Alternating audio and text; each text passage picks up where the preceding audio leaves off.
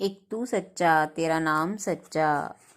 अनंत अध्याय 13 पृष्ठ 195। सतपुरुष बाबा फुलसंदे वाले फरमाते हैं, हे परमेश्वर, दो आँखों से और अल्प ज्ञान से मैं जितना देखता या जानता हूँ, हे अनंत नेत्रों वाले, हे सर्वज्ञ, तू मेरे हित को 1000 आँखों से और अनंत ज्ञान से बहुत अच्छी तरह देखता है, यह मुझे मालूम है। हे परमेश्वर, कोई मुझे कितना ही दुख दे, चाहे कितनी ही विपत्ति में मैं घिर जाऊं, किंतु मेरी आत्मा की शांति भंग ना होवे। सतपुरुष बाबा फुलसंदे वाले कहते हैं कि मालिक हर एक के घट में ऐसे गुप्त है जैसे फूल में खुशबू और दूध में घी। जब तक मंथन नहीं किया जावेगा, फूल में इतर और दूध में से घी नहीं निकल सकता।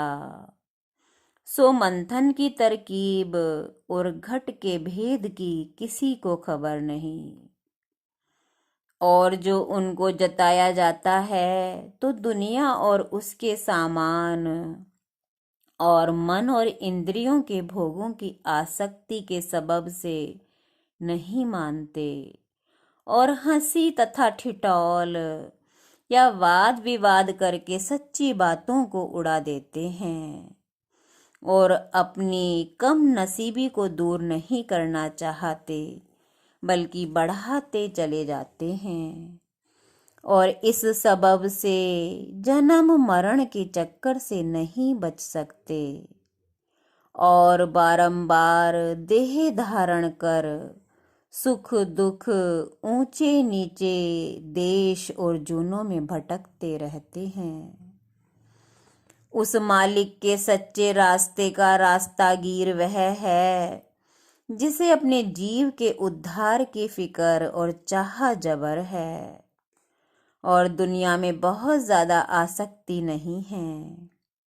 ऐसे जीवों के मन में थोड़ी बहुत तड़प और बेकली लगी रहती है कि कोई ऐसा मिले जो सच्चा रास्ता बता दे, जिससे सच्चे मालिक के दीदार और उससे मिलने की उम्मीद बंध सके।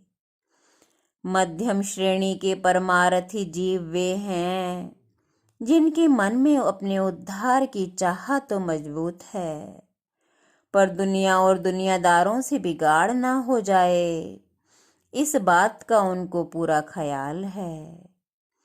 तीसरे दर्जे के निकृष्ट परमार्थी वे हैं जो कहने सुनने से या देखा देखी से या किसी दबाव से सत्संग में शामिल होते हैं, या जरा सा झटका लगते ही कूद कर दूर हो जाते हैं और दुनिया में अपने जन्म को अकारत खोते हैं।